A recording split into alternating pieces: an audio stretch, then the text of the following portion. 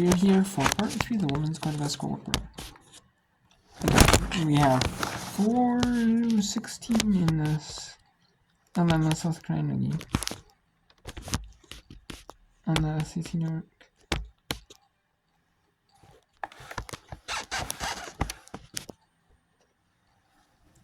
We have 66-40 in favor of South Carolina. Duke is up on Syracuse 34-36. And there's some other ones that are close. We got Drake up 66-50 in Missouri State, 5:41 in the game. 63-58, Miami up down 5 with 5:40 in the fourth. Wake Forest up 55-45 on Pittsburgh with 4:45 to go in the fourth. We have a close one, Manhattan 51-49 on Canisius. We have 65-59 lead for Fairfield. 66-57 lead for Merrimack. 52 all Western Carolina and Chattanooga. 67-51 Sanford up on Wofford. 49-43 Mercer up on Firm. 47 all East Tennessee State and UNC Greensboro. 52-47 NJT up on New Hampshire. 59-50 UMBC up on Maine. And we got some close ones like Clune is down 3 in Northwest 63-60. And let's take a look at games that ended. So Tennessee Tech beat SAU result 86-36, 60-52 Coastal Carolina beat Georgia State, 81-62 Old Dominion beat Appalachian State, and 70-59 Jacksonville beat Kansas. Wagner lost to Central Connecticut State 69-61, and Limon beat Long Island 58-45. So let's actually go to Canisius at Manhattan.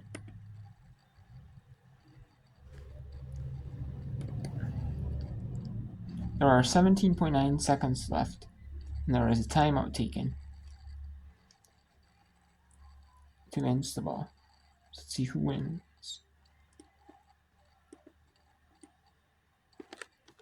This is where Canisius is so dangerous. We've talked about it. They're the best three-point shooting team in the MAC. If you take their makes per game, only Fairfield has made more threes than the Canisius Golden Griffins. And if you're Manhattan, we've seen it around the nation, really. They shoot that three, do not foul them. Again, it's always tricky, Jason. The question is asked to me. Do you foul early before someone shoots the three? In the scenario I'll put you into, freshman or sophomore Smooth, you don't do it at all because he may screw it up. Now, junior, senior Smooth, you trust him to be able to make the right decision. How much do you trust your team? But the last possession, I talked about Canisius. I thought they did everything correctly. Ball goes inside to Cece. Double team comes. She gets it out. They get a great look. If it plays out that way, if I'm a Canisius fan, I can live with that. It is a strategy that more and more teams are going to, fouling up three just to deny a chance at the tie. With how many shooters the Canisius Golden Griffins have on the floor, Aleko is included in that, by the way. It's kind of risky. We'll see what the Jaspers do. They put a big lineup on the floor, and Bear also out there. Heaps on the inbound, 17.9 on the clock. They get it to Lexa. Lexa drives. Lexa, the layup goes down. Love the decision. Love the decision. The three was defended well. Athena Lexa with 15 points. And the Jaspers will call timeout, and they will advance. Love the decision. It was done quickly. Not a lot of time goes off the clock. Puts the pressure back on the Jaspers. 13.4. They have to get it in. They're only down by 1 point. This is where the Jaspers free throw shooting could come into play. Again, a miss by Ozturk, an uncharacteristic miss just the last possession. But they are the best free throw shooting team in the MAC at 77% as a team. That not only leads the conference, it leads the conference by far. And for Manhattan, again, they have a lot of players who are good at the line. We mentioned Ozturk, 87%, Blagrove, 78%. And Bear is at 81% and even better in crunch time this year. Petra Juric is even an 86% free throw shooter. Well, before you even get into free throw shooting, getting the ball in bounds is initial. Get the basketball in, be strong with it. That's so important. This is where Nitsan Amar being back on the floor matters a lot. They get it into Ozturk. Ozturk will run down some clock as much as she can, and then she's held and fouled by Heaps. Right back to the charity stripe for Layla Ozturk. And this time, she's got to hit both of them to make it a 3-point game. Aleko back in for rebounding. All about execution, all about the free throws down the stretch of close games. And Ozturk misses the first. That's 2 straight misses at the line. It's all about rhythm. You've done this plenty of times. Go through your head, making shots. Second one, also no good. And Canisius can win it. Get 11.7. This is where the Jaspers, they rest their hat on defense. Again, you want to make sure you keep your head up. Don't put your head down. Obviously, you know Layla usually makes those shots. Keep the confidence higher in your team. If you say you're a good defensive team, come up with the stop. Layla Ozturk, again, an 87% free throw shooter with 3 consecutive misses at the line. And now if you're Canisius, you can win it with anything. You might even be able to win it getting fouled. I think you got to go to the basket here. You want to go to the basket because as a defender, you don't want to foul. But keep in mind, you have CC in that paint. She draws so much attention. I like to see something drawn up where you're looking to get her the ball and possibly use her as a decoy. On that last play, Lexi goes strong to the cup with an easy layup. Well, the Jaspers have 2 fouls to give. There is a school of thought that says once they get it in, foul them right away, and then use some of that clock that you have remaining. Interesting concept. You do have fouls again. Possibly you can use that foul, but I gave you the analogy earlier. Freshman, sophomore smooth, don't take the chance. Maybe junior, senior smooth. Lexa to inbound. CeCe Aleko going at Urich. Into the trees. Kicks out. It's stolen by Bear. And she's fouled by Amalia with 5.7. And Bear coming up huge. Not with shots, but with defensive plays this time. Really good job with the double team and reads the pass, comes up with the steal. But as I stated, take a look here. Ball goes to the rim there. Again, great double team, big on big, and reads it perfectly, comes up with the steal. If you're considered a good defensive team, want to be a great defensive team, you have to come up big in those situations. Another big trip to the charity stripe for Bear, an 81% free throw shooter. Sophomore point guard from Gettysburg, PA, who, by the way, down the stretch of the fourth quarter this year is an 84% free throw shooter, hits the all-important first one. This one also important to make it a 3-point game. She's got it, nothing but nets. Timeout Canisius, they'll use their final timeout to advance it. And now they'll need a 3-point play. Okay, so now we'll keep it here for a little bit, but what are the games they're on right now?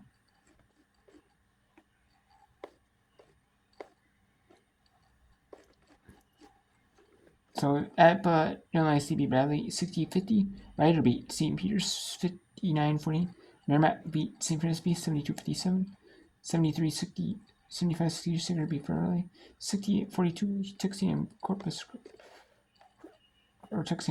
Christi beat Houston Christian 8-42.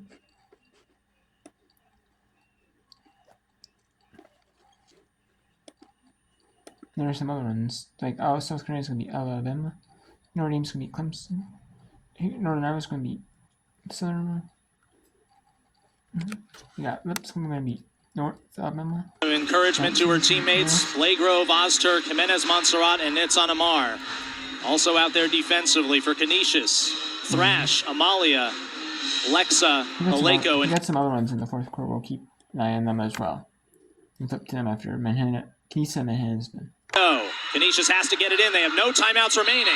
Ozturk deflects it out, and .4 went off the clock. Again, that length there by Layla, able to knock that ball down. Heaps once again, gets it into Amalia. Amalia with 3, and a foul called on Bear with 3.1 to play. Again, the Jaspers have yet another foul to give, preventing Amalia from getting that quick release off. And that's the foul you can give, and right on top of it. We'll see if the Jaspers do that again. Only 3.1 to play. Canisius needs a 3 to tie. Into Lexa for the tie. No good. And Manhattan looked like they were going to go for the foul again, but they shot up a shot anyways. Get a decent look at it, but not the best look they get, but good look for what they had to offer. And it's Manhattan with the win. So we got some close ones here. What's the best one, or the best one right now? Or it's even the most potential for an upset. We got Chattanooga Western in Maine looking to get upset by UMBC. Maybe Vermont going to win the conference tournament this year. Maybe Vermont going to the NCAAs. We got Fairfield trying to survive over Siena. It looks like Wake Forest is going to be Pittsburgh. Virginia is going to beat Miami.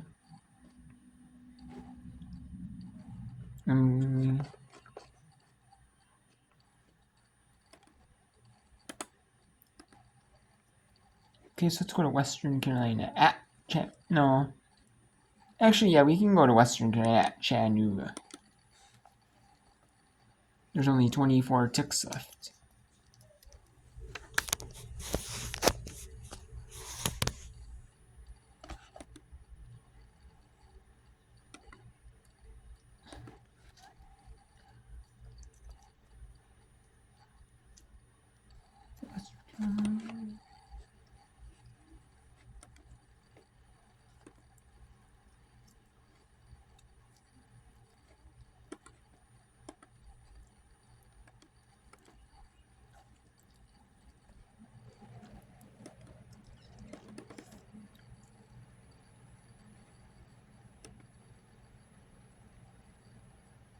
Let's go to Western Carolina.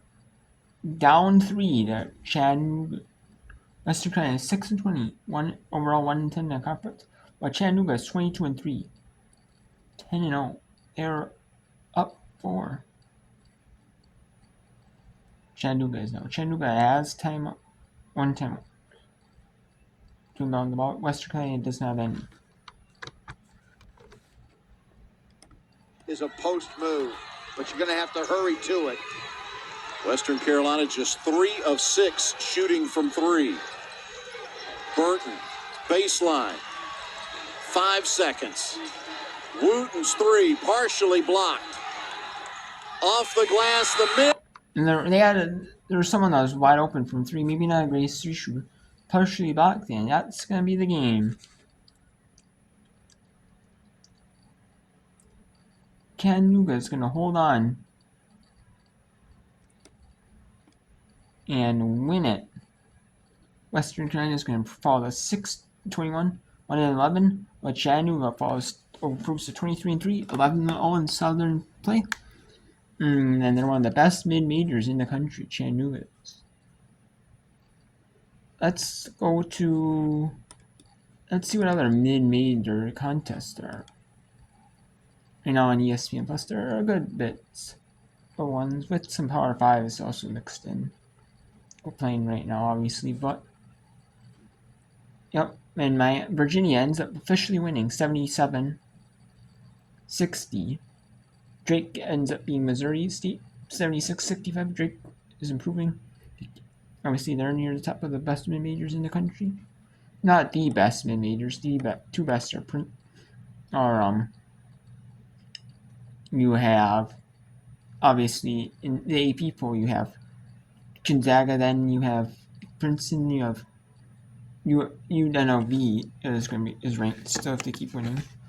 And then it's Fairfield. But Drake's pretty high up there in the mid-major top 25, though. Yeah. Okay, so let's take a look at. Let's go to East Tennessee State taking on UNC Greensboro. 3-point lead here. Let's take a look at the scores here quick. We have South Carolina, number 1, takes down Alabama, 72-44. 58-45, Duke takes down number 17, Syracuse. 74-47, number 19, Notre Dame beats Clemson. 74-51, Northern Iowa beats Southern Illinois. Belmont beats Valparaiso 83-56. I was wrong about the Virginia score. It's 77-60. Mount St. Mary's beats Sierra 72-57. 59-48. Ryder beats St. Peter's 71-67. Fairfield survives over Siena. Mercer beats Furman 55-50. 54-42. Central Arkansas beats Austin Peay. Louisiana Tech beats Utah 85-16. 71-56. Liberty beats Florida International in their game. So, and let's go to UNC East Tennessee State at UNC UNC Greensboro at East Tennessee State. Excuse me, my bad. 5 ticks left. 52-49. East Tennessee State has the lead.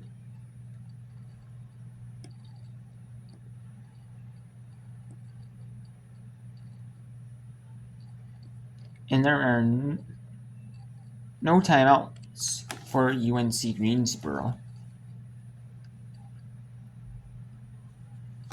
Season.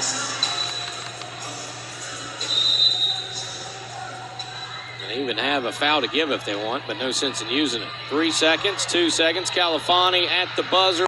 And they just let him get the layup. And that's not going to matter. UNC East Tennessee State it beats UNC Greensboro 54-49.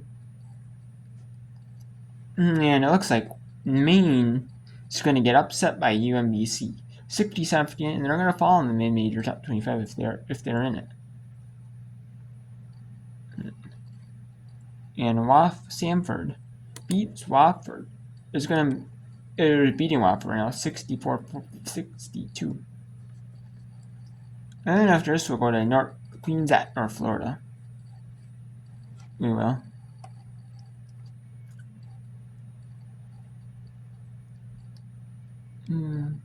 Wake Forest did beat Pittsburgh 65-50. Samford, the game Samford just beat Wofford and went final 64-62. And UMBC just went final with Maine 67-59. And it does officially count the layup, so it's 54-51. That one. So let's go to, and it looks like NJT is going to beat New Hampshire.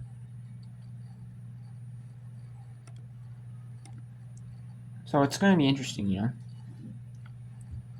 we can go to, we have Temple up 45-40 on UTSA, 53-36 Ole Miss up in Georgia, 66-58 Mississippi State up on Kentucky, 43-39 Incarnate Word up on Nichols, 46-42 Utah Valley up on UT Rio Grande, 58-48 Stephen Weston up on CLU, 38-37 Sam Houston up in Mexico State, Indiana up on Iowa, 44-33, 42-35 North Carolina up on NC State, 47-30 Murray State up on USC, 30-20 Arkansas at half, Arkansas 30-20 at Texas A&M at half, 33-14 Green Bay up big on Oakland at half, 28-27 close spell with Detroit Mercy. They're close to the stands in the horizon, so it's going to be a close game. 27 South Dakota State up 36-26 in Denver, 38-27 South Dakota up on Kansas City, North Dakota State up 44-27 St. Thomas, Minnesota. At half, 35 these are all halftime scores. Runs. 35-17 like expected Lamar up on McNeese.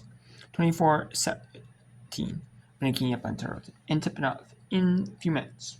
LSU at Auburn, number 13 LSU on ESPN Plus. San Francisco Gonzaga, number 16. Santa Clara San Diego, Pacific Bookman. Emma Christian, UCO Free Baptist. Custody Northridge, UCOs. Custody Fullerton, Cowboy, Montana State, Portland State, Northern Colorado, Idaho, and East Rush, Northern Arizona, East Rush, two of the top teams in the Big Sky, the top two teams in the Big Sky. And tipping up in about a half hour on ESPN, number 18 Utah, number 12 UCLA. And we got Montana at Sacramento State. And at 10 Eastern on Eastern Plus.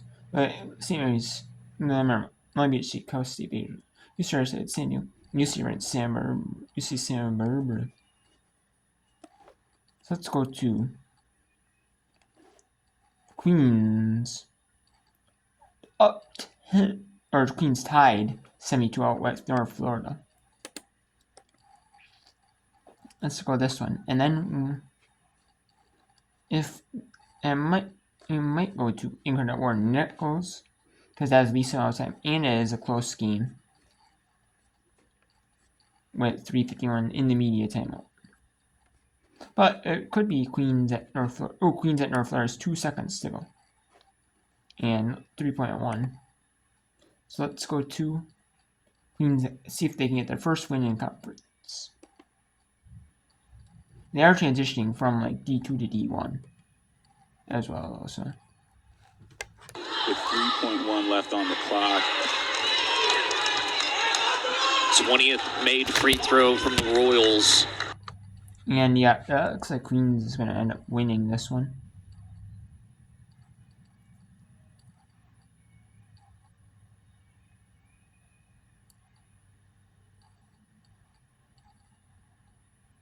Yeah, it looks like that win's going to be over. Queens is going to win. And JT's going to win. Is Lipscomb? Let's see what happens in Lipscomb at North Florida. At North at Lipscomb. It's a 10-point difference. 63-53. No, it is over. It just is updated on ESPN side. Lipscomb does officially beat North Alabama. 67-53. Okay, so they have updated that. And now let's go to Nichols. Down to the Incarnate Ward with 3:20 to go. 43-41. But here, let's take a look at the scores here.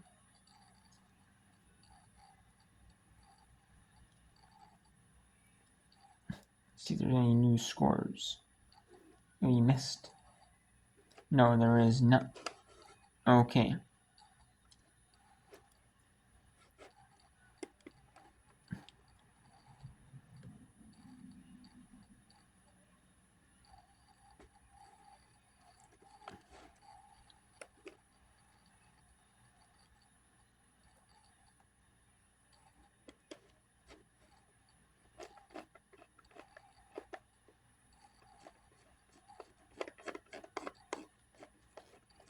Okay, so now the top should be the ones that have recently ended. Okay, so let's go to Incarnate Ward at Nichols. 43-41. Now it's 44-41. UIW Incarnate Ward is 59, 8-5 in conference. So Nichols is 12-13, 6-7 in conference play. We'll send you to a little bit of this one, and then we'll cut out here.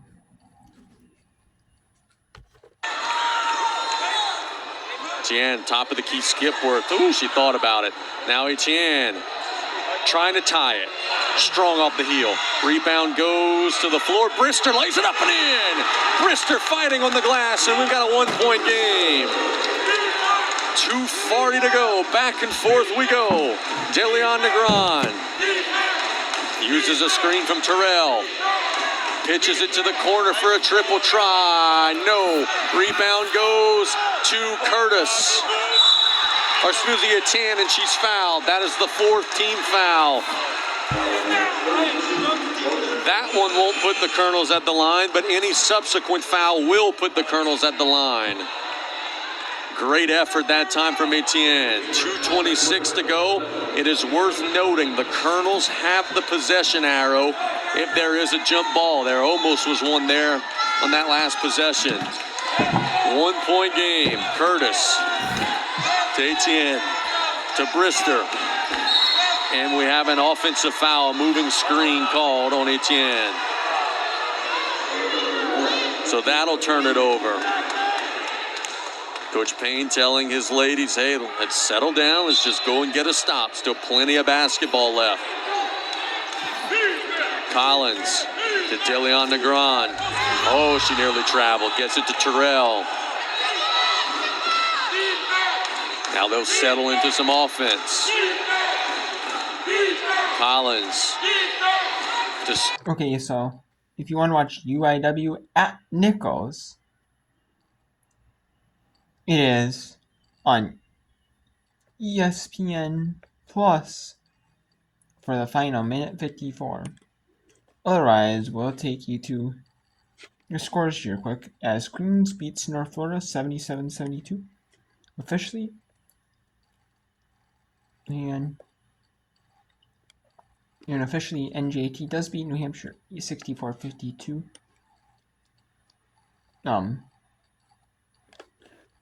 Here you can see the other scores for the games. Most of them are on ESPN Plus, except for the SC conference games. Either are on SC Plus or SC Network, and the Big Ten game is on Peacock. The ACC Network game is on ACR, and then some of the games are on either Midcoast Sports channels, like local channels, or on some of the streaming services. And then, yep, you can see that 9 Eastern games have tipped off, as they are in the first quarter. A good bit of them, too.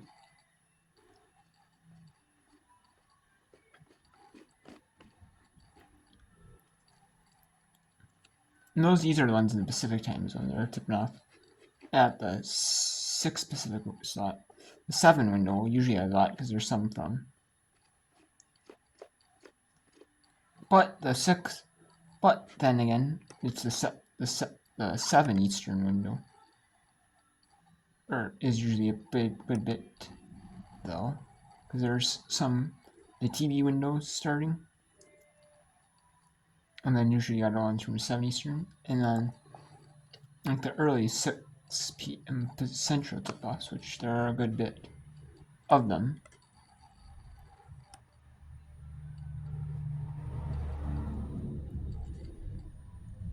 Or 6 Central tip-offs, 7 Eastern tip-offs. There are a bunch of them, usually. There's a few 6 Central tip-offs sometimes, but usually it's just East Coast tip-offs. That's 7. Sometimes there's 6 Eastern tip-offs, like right now, Drake. Or 6 Central tip-offs. So, anyways, we'll go to if you want to watch the rest of Incredible Knuckles, like I said, or any of these other games, tune to ESPN Plus. For the SC Network games, tune to SC Network Plus or SC Network. ACC Network for the ACC games. How about Indiana and Peacock? Tune to Peacock for the game of the day, the ranked game of the day. Or if you're a Summer League fan, tune to Midcoast Sports Network.